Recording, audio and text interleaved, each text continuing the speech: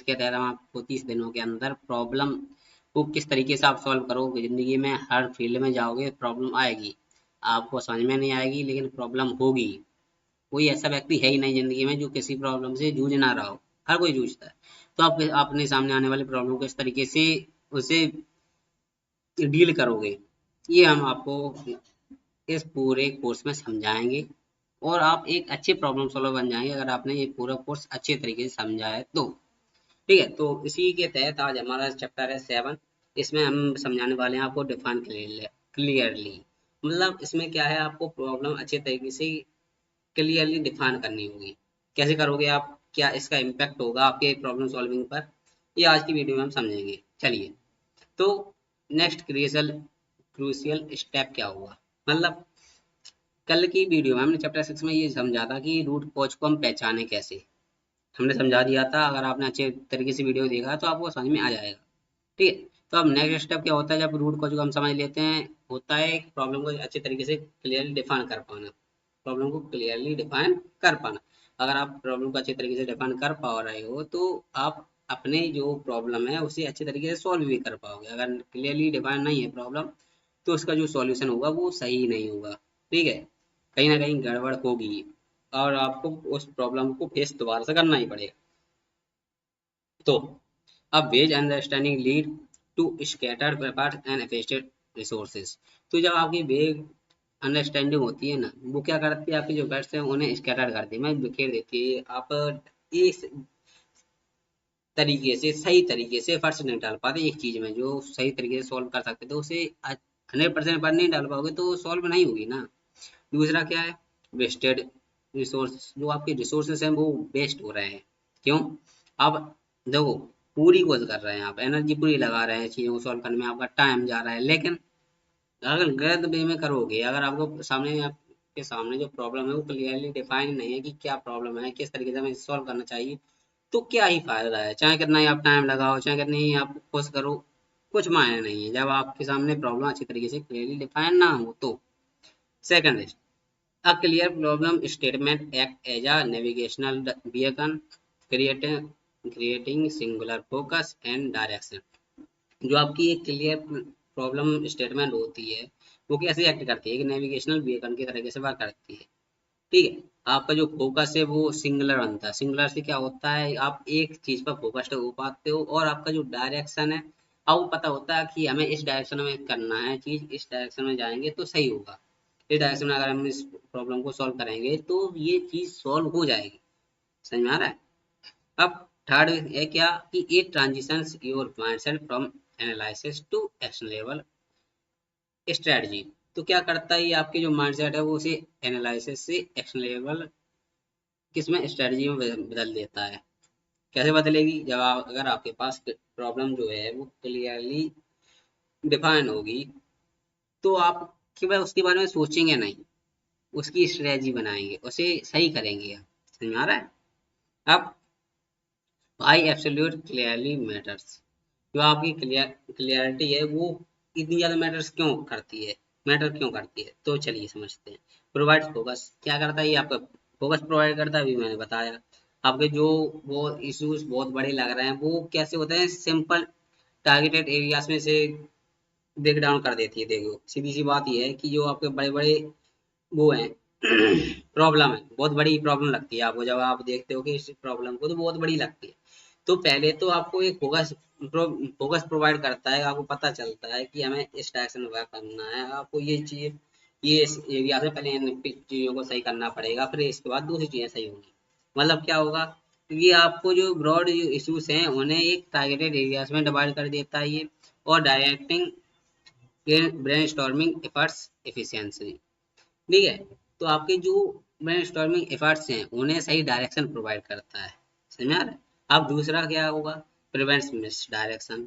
अब जो miss direction है, अब अगर क्या है, आप अगर आपके सामने प्रॉब्लम अच्छे तरीके से क्लियर नहीं होगी तो आप डायरेक्शन लेस महसूस करेंगे अपने आप को, आपको पता नहीं चलेगा कि यार किस किस तरीके से सोचे हम इस प्रॉब्लम, किस तरीके से हम इसका सॉल्यूशन निकाल सकते हैं, क्या हो सकता है, तो वो पता ही नहीं चल पाएगा ना। और पता भी चलेगा तो क्या पता आप दूसरे डायरेक्शन में सोचना शुरू कर दें, क्या पता उसे दूसरे डायरेक्शन में जाना, क्या उसका, जैसे एग्जाम्पल के थ्रू समझाता हूँ। हो सकता है अगर आपके दिमाग से ये चीज सही से ना जा रही हो तो समझने की कोशिश करते हैं कैसे। मान लीजिए कि आपने सोचा कि हमारा जो डेस्क है वो बहुत गंदा है, या डेस्क मान लीजिए, आप कोई भी चीज़ मान लीजिए आपके सामने कोई प्रॉब्लम है, या आपने ये सोचा कि मैं पढ़ाई तो बहुत करता हूँ लेकिन मेरे नंबर नहीं आ रहे या मेरा रिजल्ट अच्छा नहीं आ रहा, तो क्यों नहीं आ रहा? आपने सोचा मैं पढ़ाई अच्छी नहीं करता हूँ, आपने पढ़ाई अच्छी की लेकिन नहीं हुआ, तो आपका डायरेक्शन क्या गलत है कि आपने तो पढ़ाई तो की लेकिन पढ़ाई ये वो एफिशिएंटली के साथ नहीं की जो जो और लोग कर रहे हैं। आपको पढ़ाई को इस वे में करना है कि दूसरों से ज्यादा सीख सको आप। समझ में आ रहा है? तो ये होता है कि आपको एक प्रो क्या होता है इससे डायरेक्शन प्रोवाइड होती है, मिस डायरेक्शन में नहीं जाते आप। ये नहीं सोचते यार क्या पता मेरी हैंड राइटिंग अच्छी ना हो, क्या पता ये ना हो, क्या पता वो ना हो। समझ में आ रहा है? आपको चीज क्लियरली पता होती है कि मेरे अंदर ये कमियां हैं, उन्हें सही करोगे आप सही हो जाएगा। Third, set measurable goals. आपके जो मेजरेबल गोल्स हैं उन्हें सेट करने में मदद करता है। A defined problem inherently suggest what success or resolution will look like। ठीक है? तो जो आपके जो प्रॉब्लम होती है ना, अगर आप उसे अच्छे तरीके से क्लियरली समझ पाओगे तो वो आपको क्या एक सक्सेस और रिजोल्यूशन का किस तरीके से सक्सेस आप प्राप्त कर सकते हैं वो सजेस्ट करता है, वो बताता है। और इससे आपके अंदर कॉन्फिडेंस भी आता है, सीधी सी बात है। अगर आप किसी प्रॉब्लम को अच्छे तरीके से सॉल्व कर पाओगे, अगर आपको किसी चीज की अच्छी तरीके से क्लियरिटी होगी तो आपके अंदर कॉन्फिडेंस होगा कि हाँ इसे मैं सही कर सकता हूँ। या अगर आप चीजों को क्लियरली समझ ही नहीं पा रहे हो तो आप उसे सही भी नहीं कर पाओगे। समझ में आ रहा है?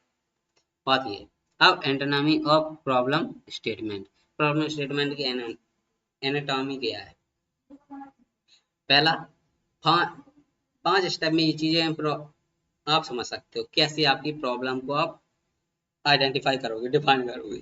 फर्स्ट, वो specially what is the exact nature of the problem और डिफेक्ट। जो डिफेक्ट है या प्रॉब्लम है उसका एग्जैक्ट नेचर क्या है, क्यों है वो, क्या है वो। अब वेयर, ये हो कहाँ रही है, आपके स्कूल में है, आपके घर पे है, या कहीं और है, सोसाइटी में, कहाँ पर है, कहाँ की प्रॉब्लम है। फर्स्ट, अब इससे अफेक्टेड कौन है, आप हो, आपके दोस्त हैं, परिवार वाले हैं, टीम मेंबर्स हैं, या कुछ भी, कौन है अफेक्टेड इससे। अब वैन, ये प्रॉब्लम आती कब है, शाम को, दोपहर को, रात को, हर दिन, हर 2 हफ्ते में, 1 महीने में, कब की प्रॉब्लम है, कितने दिनों में ये प्रॉब्लम होती है। अब भाई, और प्रॉब्लम हो क्यों रही है, सबसे इम्पोर्टेंट तो यही है कि प्रॉब्लम क्यों हो रही है। मैंने आपको बताया था कि किसी प्रॉब्लम को सॉल्व करने के सबसे बेस्ट मेथड होता है 5 वाई। आप 5 बार वाई क्वेश्चन पूछते जाइए, क्यों क्यों क्यों क्यों क्यों क्यों क्यों। ठीक है? तो आपको पता चल जाएगा कि ये इसका जो रूट कॉज है वो क्या है। समझ में आ रहा है? किसी भी प्रॉब्लम के रूट कॉज समझने के लिए मैंने बताया था 5 बाई मेथड होता है, इससे आप क्लियरली समझ लोगे इसका रूट कॉज क्या होगी। मैंने आपको ये चैप्टर 6 में समझाया है, अगर आप चाहते हो तो अच्छी तरीके से पढ़ना। ठीक है? आप strategic formulation rules. Formulation rules क्या है समझ लीजिए। पहला, यूज सिंपल लैंग्वेज, या जो लैंग्वेज है उसे सिंपल रखिए, बहुत ज़्यादा कॉम्प्लेक्स मत कीजिए लैंग्वेज को। जब आप लैंग्वेज को बहुत ज़्यादा कॉम्प्लेक्स करते हो तो ना आपको समझ में आता है ना सामने वाले को समझ में आता है। समझ में आ रहा है? अब one issue at a time, एक टाइम पे एक ही इशू को सॉल्व करिए। ये मैंने ये आपको चैप्टर शायद 4 में समझाया है या 5 में, मुझे चैप्टर एग्जैक्टली याद नहीं है, चैप्टर का नाम जरूर पता है कि उसमें मैंने कहा था सिलेक्ट वन प्रॉब्लम। ठीक है? उसका जो मेन टाइटल है वो यही है। आपको एक प्रॉब्लम को सिलेक्ट करना पड़ेगा अगर प्रॉब्लम को अच्छे तरीके से आप सॉल्व करना चाहते हैं तो। वरना अगर एक साथ 10 प्रॉब्लम लेकर बैठोगे और सोचोगे कि 10 प्रॉब्लम एक साथ सही कर लोगे, नहीं कर पाओगे। ये सर, ये बिल्कुल क्या है, रियलिटी है कि आप अगर ये सोचते हो कि एक साथ में मैं 10 प्रॉब्लम सॉल्व कर लूंगा तो कोई भी जिंदगी में कोई भी इंसान हो, वो एक साथ 10 प्रॉब्लम को बेस्ट वे में सॉल्व नहीं कर पाएगा, ये ध्यान रखना। ठीक है? तो एक प्रॉब्लम बनाइए, उसे सही तरीके से सॉल्व करिए, फिर दूसरे पे जाइए। जैसे आपका दो चीजें होंगी, एक तो कॉन्फिडेंस बढ़ेगा, दूसरा आप जो प्रॉब्लम वो बहुत अच्छे तरीके से सॉल्व कर पाओगे, बेस्ट सॉल्यूशन निकाल पाओगे। अब थर्ड क्या है, based on facts not the opinions. Opinions पर मत जाइए, फैक्ट्स पर जाइए। फैक्ट्स पर चीजें सोचिए। ठीक है? किसी को ओपिनियन पर मत जाइए कि आपके दोस्त ने कह दिया सर इस तरीके से इसलिए गलत है। आप सोचिए क्या उसका जो ओपिनियन है, क्या उन्होंने वो बताया वो फैक्ट है या केवल उनका ओपिनियन है। जैसे आपने अपने दोस्त से कहा यार मेरा यूट्यूब चैनल ग्रो नहीं कर रहा, तो उसने कहा यार मैं बताऊं ना, इसलिए ग्रो नहीं कर रहा क्योंकि तुम रोज वीडियो नहीं डालते हो। तो क्या ये फैक्ट है कि रोज वीडियो डालने से ही चैनल ग्रो करता है? ये एक ओपिनियन हो सकता है ना। तो फैक्ट क्या हो सकता है कि वीडियो तो डालो, मान लो दो दिन में भी डालोगे, 3 दिन में भी डालोगे तो भी होगा, लेकिन क्या डालना पड़ेगा आपको? वो कंटेंट प्रोवाइड करना पड़ेगा जो लोगों को एक्चुअल नीड है, जिसकी एक्चुअल नीड है। लोग चाहते हैं कि इस चीज को देखा जाए, उस चीज को अगर प्रोवाइड करोगे तो लोग देखेंगे। अगर आपका थंबनेल अच्छा होगा, टाइटल अच्छा होगा, अगर लोग इंगेज रहेंगे आपकी वीडियो से तो बिल्कुल देखेंगे। अगर आप ऐसा नहीं कर पा रहे हैं तो आप चाहे दिन में 100 वीडियो डालो, चाहे एक दिन में 1000 वीडियो डालो, कुछ भी इम्पैक्ट नहीं पड़ेगा। वीडियो और ज्यादा वीडियो डालोगे तो इतना ज्यादा आपका जो यूट्यूब है ना, वो ही आपकी वीडियो को बहुत ज्यादा सर्कुलेट नहीं करेगा। ठीक है। अब अवॉइड एम्पलीफाई एम्प्लॉयड सॉल्यूशन। जो एम्प्लॉयड सॉल्यूशन हैं उन्हें अवॉइड करिए। ठीक है। जो सही सटीक सॉल्यूशन होते हैं उन्हें यूज कीजिए, उन्हें मानिए, उन्हें अप्लाई करिए। ठीक है। अब problem statement describe the gap. जो प्रॉब्लम स्टेटमेंट है वो गैप्स को डिस्क्राइब करते हैं, तो it should never contain a proposed fix with in it. ठीक है। तो क्या हुआ मैंने, तो एम्प्लॉयड सॉल्यूशन को अवॉइड करिए, इसकी जगह जो बेस्ट सॉल्यूशन होता है, जो परमानेंट सॉल्यूशन है उसे रखिए। ठीक है। From fix to actionable strategy, मैंने अभी बताया था। ये मतलब बिल्कुल बिगड़ा पड़ा है, कुछ पता ही नहीं है कि क्या हो रहा क्या नहीं हो रहा। तो माई डेस्क इज मैसी। आपका डेस्क क्या है? एक मैसी, बहुत ज्यादा गंदा है। आपने कह दिया ये ऐसा है वैसा है, लेकिन एक्चुअल में क्या है? ड्यूरिंग स्टडी सेशन वैन, कब आपका गंदा होता है, कहाँ गंदा होता है, और आपके अब जो किसकी वजह से गंदा होता है कि clutter with loose papers, unused supplies, ये क्या हो गया? Causing 20% increase in time spent looking for the material, why? ठीक है। फॉर द स्टूडेंट हु हो गया, मतलब क्यों हो रहा है, कहाँ हो रहा है, कैसे हो रहा है, मतलब पांचों चीजें आ गई नहीं आ गई। तो आपका जो क्लियर स्टेटमेंट आ ही नहीं आई। मैंने क्या कहा था, अगर किसी प्रॉब्लम के लिए डिफाइन करना है तो उसके लिए 5 चीजों का यूज करना पड़ेगा, तो आपकी प्रॉब्लम अच्छी तरीके से डिफाइन होगी। किसी दोस्त को बताओगे, अगर किसी चाहते हो कि एआई आपकी मदद करे तो एआई को भी ये चीज़ अच्छे तरीके से डिफाइन करो, तो वो आपको बेस्ट सॉल्यूशन देगा 100%। ठीक है। अब connecting to the root cause, यहाँ क्या हुआ है ना कि यहाँ पर जो वो थी इमेज, वो यहाँ पर वो ना अपलोड नहीं हो पाई अच्छे तरीके से, तो सॉरी। अब connecting to the root cause, अब रूट कॉज से उसे कनेक्ट कैसे करेंगे आप? The robust robust problem statement often hint at the और directly incorporate the discovered root causes creating a seamless bridge to the problem phase। ठीक है। तो रूट कॉज का कैसे प्रॉब्लम? पहला रूट कॉज क्या है? Lack of destinated storage system. दूसरा क्या है? Daily organizational routine. अब इन दोनों रूट कॉज को जोड़ोगे तो क्या समझ में आता है कि डेस्क क्लटर्ड क्यों है? क्योंकि लैक ऑफ स्टोरेज है। दूसरा क्या है? एब्सेंस ऑफ डेली रूटीन है और हिंडरिंग फोकस है। फोकस सही नहीं है हमारा, और जो डेली रूटीन है वो सही नहीं है, और आपका जो स्टोरेज सिस्टम है वो लैग कर रहा है। तो डिफाइन प्रॉब्लम अच्छी तरीके से डिफाइन हो गई नहीं होगी। अब आप इस चीज को सही कर लोगे, मतलब आप स्टोरेज सिस्टम सही बना दोगे, और डेली रूटीन है वो सही कर दोगे, आपका जो फोकस है उसे सही करने में लगाओगे, तो चीजें अपने आप सही हो जाएंगी हमारा। तो कॉग्निटिव स्किल एक्सरसाइज।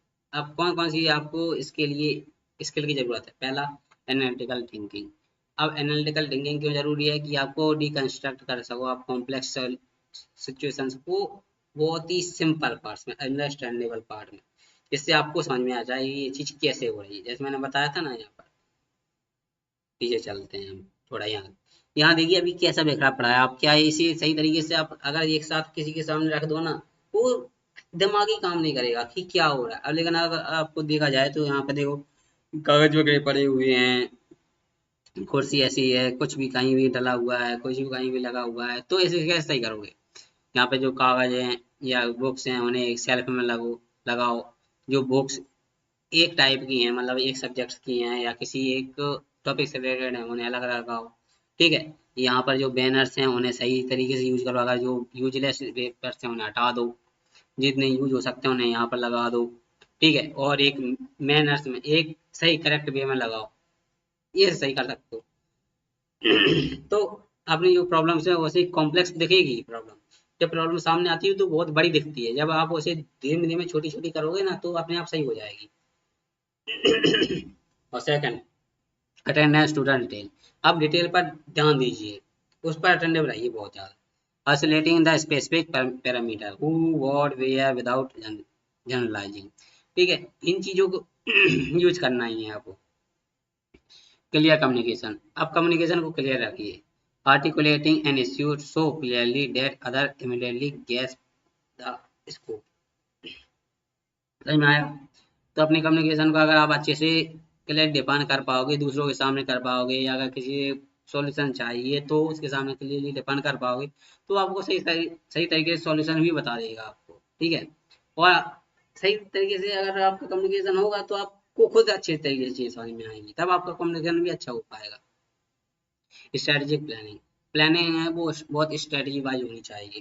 ठीक है, यह नहीं है कि कुछ भी बना दिया, कैसे भी कुछ कर दिया, फिर दोबारा हो जाएगा वो तो। समझ में आ रहा है?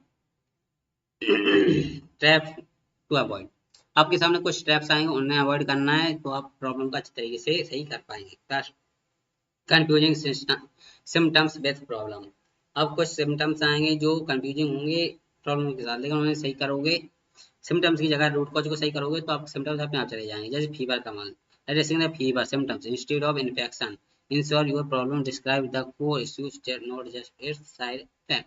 ओके, जैसे मान लीजिए आप, समझा देता हूँ इसमें क्या है कि एक इन्फेक्शन हो गया, इन्फेक्शन की वजह से आपको एक बुखार चल रहा है, बुखार है, तो इससे क्या होता है, इन्फेक्शन सही नहीं होगा तब तक बुखार सही हो पाएगा, नहीं हो पाएगा। इस तरीके से होते हैं सिम्टम्स। सिम्टम्स तब तक सही नहीं होंगे जब तक आपकी जो एक्चुअल प्रॉब्लम के जो कोर है या कोर इशू है वो सही नहीं होगा, तब तक आपका प्रॉब्लम अपने सही तरीके से सॉल्व होगा ही नहीं। जैसे मैंने आपको जो मैं डेस्क का बताया था, मैसी डेस्क का एग्जाम्पल, उसमें क्या था, ये क्यों इस तरीके से बिखरे पड़े थे? ऐसा तो है नहीं किसी ने आके बिखेर दिया हो, तुमने बिखारा है ना। क्यों बिखेरा है? क्योंकि आपके पास एक लैक ऑफ स्टोरेज सिस्टम था। स्टोरेज सिस्टम सही होता तो आप वहां पर रख सकते थे, आपके पास डेली रूटीन सही होता तो आप सही से रोज लगा सकते थे। अगर आपका जो फोकस सही होता, चीजों को सही करने पर ध्यान होता, तो आप चीजों सही करके रखते। समझ में आ रहा है? अब दूसरा है राइटिंग टू वेगली। ठीक है, वो उल्टे सीधे लिखते जाना, इसे बहुत जितनी जल्दी हो सके उसे अवॉइड करें, क्योंकि ये सबसे बड़ी चीज है जो आपके सॉल्यूशन में सबसे बड़ी बाधा आती है। तो statement like communication is bad provide no parameter who is communicating about what is impacting of it being bad. ठीक है, तो प्रॉब्लम को सही तरीके से बिल्कुल फोकस्ड और करेक्ट वे में लिखिए, तो आपका चीजें सही तरीके से सॉल्व हो पाएंगे। कंबाइनिंग मल्टीपल इश्यूज को एक साथ कंबाइन मत कीजिए, मैं ये आपको पहले ही बता चुका हूँ। एक चीज की ओर जाइए, उसे सॉल्व करिए 100%, फिर दूसरे पर जाइए। ठीक है, इग्नोरिंग कॉन्टेक्स्ट, कॉन्टेक्स्ट को इग्नोर बिल्कुल मत कीजिए कि कब हुआ कहाँ हुआ। जैसे आपने मैसेज से देखा तो रूम में है, तो वो रूम से जुड़ी हुई है, उस पर रूम का इम्पेक्ट पड़ रहा है कि वो एक रूम में है, तो रूम में है मतलब कि एक स्मॉल एरिया है। ठीक है, वो कहाँ है बता दिया, कब है, आपका पढ़ने के टाइम पे होती है, रात में होती है, ये इसका बहुत ज्यादा इम्पैक्ट पड़ता है। अगर इस चीज को सही आप समझ लिए, सही कर लिए, तो आपको चीजें अच्छे तरीके से समझ में आएंगी और सॉल्व भी हो जाएंगी। अब इंटरेक्टिव एप्लीकेशन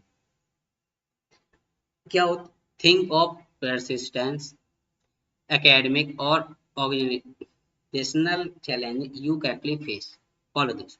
तो इन चीजों को आपको फॉलो करना होगा अगर आप सही तरीके से फेस कर रहे हैं किसी भी प्रॉब्लम को। Review finding, briefly list the symptoms and the root cause you suspect for your choose challenge. Second, draft the solution statement, sorry। तो स्टेटमेंट को ड्राफ्ट कीजिए, मैंने बताया पांच, इन पांच वेज में कर सकते हो आप। और बी ऑडिट, और सीधी सी बात है, अपने रिलेटिव्स के साथ, फ्रेंड्स के साथ चीज़ों को शेयर करिए, समझाइए, वो उनके फीडबैक लीजिए, उनके बेस पर अपनी चीज़ों को और दोबारा सही करने की कोशिश कीजिए। अब एंड ऑफ चैप्टर रिप्लाई, अब चैप्टर के बाद में आपको क्या चीज़ समझ में आती है कि how did formatting your problem into 5 Ws change your perspective on it. ठीक है, अब ये बताइए, आप अगर अपनी प्रॉब्लम को 5 वेज में चेंज कर लेते हैं तो वो किस तरीके से आपकी चीजें बदलेंगी और किस तरीके से सॉल्व होंगी, ये आपको बताना। Did you find yourself initially trying to include a solution in the problem statement? ठीक है, why is that a common instinct? ठीक है, और third is how might a poorly defined problem statement lead a team to waste time and resource? Fourth is think of a recent argument or misunderstanding. How might clearly define a problem have changed the outcomes? तो आपको इन जो चार questions हैं इनके आपको answers लिखने हैं comment section में। ठीक है, आपको बताना है कि किस तरीके से ये इन चारों क्वेश्चंस का आप यूज करेंगे अपने प्रॉब्लम को सॉल्व करने में। ठीक है, तो आप लास्ट चीज क्या है, a clearly defined problem is already half solved. ये चार्ल्स कैटरिंग के बात है। उन्होंने क्या कहा था कि एक जो क्लियरली डिफाइंड प्रॉब्लम है ना, वो अपने आप में आधी सॉल्व हो चुकी होती है। बस आप अच्छी तरीके से प्रॉब्लम को समझ लीजिए, प्रॉब्लम तभी आधी सॉल्व हो गई, आपको और एक्स्ट्रा देने की जरूरत नहीं है। तो आई होप आपको चीजें समझ में आई होंगी। प्रॉब्लम को क्लियरली डिफाइन करना क्यों जरूरी है ये समझ में आया होगा। मैं जानता हूँ कि चीज बीच बीच में चीजें कहीं छूट गई हैं, कुछ समझाने में आप प्रॉब्लम आई है। जैसे आपको यहाँ पर कुछ हो सकता है प्रॉब्लम आई हो समझने में, या कुछ, वैसे यहाँ तक तो मैंने मुझे लगता है सही से समझाया, आपको सब समझ में आ गया होगा। ठीक, कुछ कुछ चीजें हो सकती हैं जहाँ पर आपको कुछ ढंग से समझ में ना आया हो, लग रहा हो कि ये चीज समझ में आएगी, तो क्योंकि मैं समझा रहा हूँ तो मुझे तो लगता है कि आपको चीजें समझ में आएगी होगी सब। आपके भी समझाने वाले को ये चीजें तो पता नहीं है ना कि आप क्या क्या चीजें नहीं समझ पा रहा है सामने, तो आपको जो चीजें समझ में ना आई हो, पता ना चल पाया हो कि कैसे ये चीजों और अच्छे तरीके से रिजॉल्व करना है, किस तरीके से यूज करना है लाइफ में, कैसे इम्प्लीमेंट करना है, कुछ भी प्रॉब्लम है बस कमेंट में लिख दीजिए ये प्रॉब्लम थी। चाहे आप ये इसका नाम लिखिए ट्रैप ऑफ अवॉइड, चाहे हर चीज में दिया है कॉग्निटिव स्किल एक्सरसाइज,